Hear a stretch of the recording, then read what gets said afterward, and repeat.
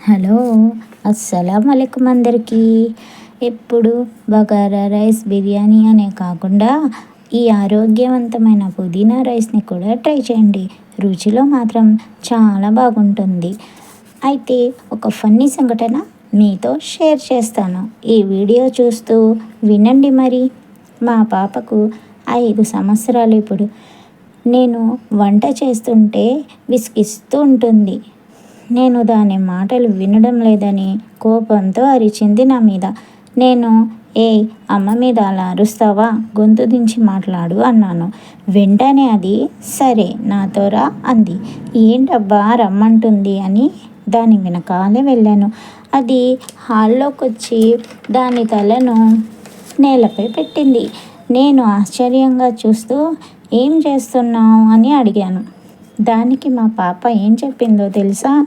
నువ్వే కదమ్మా గొంతు దించి మాట్లాడు అన్నావు, అందుకే గొంతు దించుతున్నా అందండి అమాయకంగా. చిన్నపిల్లలు అల్లరి చేస్తుంటే అమ్మలకు ఆనందం ఎంత వస్తుందో ఒక్కోసారి ఏడుపు కూడా అలాగే వస్తుంది కదండి.